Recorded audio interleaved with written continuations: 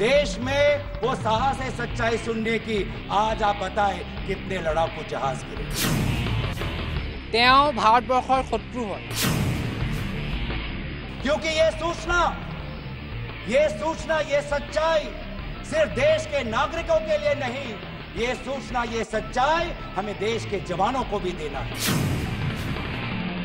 भारतर जवानসকলে যেতিয়া শহীদ হয় বৰ্ডাৰত, তেতিয়া কংগ্ৰেছে চকু নুতুকে।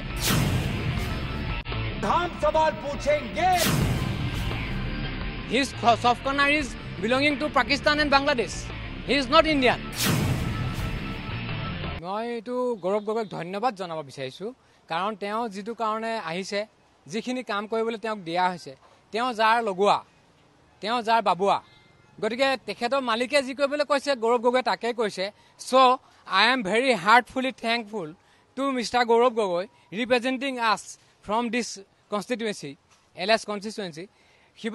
যোৰহাট লোকসভা সমষ্টিৰ এটা গছৰ পাতৰো ইফাল সিফাল কৰা নাই, কোনো কাম কৰা নাই। তেওঁ ইংৰাজী আৰু হিন্দীত পাৰ্লিয়ামেণ্টত ভাষণ দিলে বুৰ্বক কিছুমানে ভাবিব পাৰে যে গৌৰৱ গগৈ বহুত টেলেণ্টেড হয়। He is not a talented youth. তেওঁ কোনো টেলেণ্ট নাই। তেওঁ ভাৰতবৰ্ষৰ শত্ৰু হয়।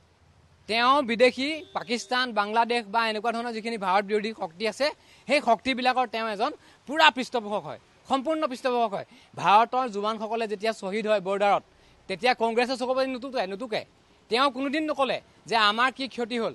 তেওঁ সুধিছে যে তেওঁলোকক কিদৰে জয় হ'ল। তেওঁৰ প্ৰশ্নটো এনেকুৱা ধৰণৰ হৈছে, তেওঁ যে ৰাজনাথ সিঙক প্ৰতিৰক্ষা মন্ত্ৰীক যিখিনি প্ৰশ্ন সুধিছে, সেই প্ৰশ্নখিনিৰ পৰা ধৰিব পাৰি তেওঁ অনুকম্পাটো কাৰ প্ৰতি আছে। His soft corner is belonging to Pakistan and Bangladesh. He is not Indian. তাৰ patriotismটো নাই। গতিকে আমাৰ যোৰহাট লোকসভা সমষ্টিৰ ভোটাৰসকলৰ এইটো খুব বেছি দুৰ্ভাগ্যজনক কথা যে এনেকুৱা এজন বিদেশী এজেণ্টক, এনেকুৱা এজন ভাৰত বিৰোধী শক্তিৰ লগোৱা। ধন্যবাদ জনাইছোঁ। দেশদ্ৰোহীসকলে দেশদ্ৰোহিতা কৰিলে, স্পষ্টভাৱে কৰিছে। তেওঁৰ মুখা খোল খাইছে। গতিকে মুখাখন খোল খোৱাৰ কাৰণে তেওঁৰ যে ভুৱা অভিনয় যে ভালকৈ কৰিব নোৱাৰে, সেইকাৰণে আমাৰ ভাল লাগিছে। কাৰণ ভালকৈ অভিনয় কৰিলে ৰাইজক আকৌ ঠগিলেহেঁতেন, কিন্তু এতিয়া আৰু তেওঁলোকে আমাক ঠগিব নোৱাৰে, দেশবাসীক ঠগিব নোৱাৰে। দেশবাসীয়ে আজি সকীয়াই দিছোঁ তেওঁলোকক। ভাৰতৰ বিৰুদ্ধে অপশক্তিবিলাকৰ হৈ পেলাই যদি তেওঁলোকে যদি এই ধৰণৰ কাম কৰে, আমি সকীয়াই দিছোঁ। আমিও এই ভাৰতবৰ্ষৰ হয়।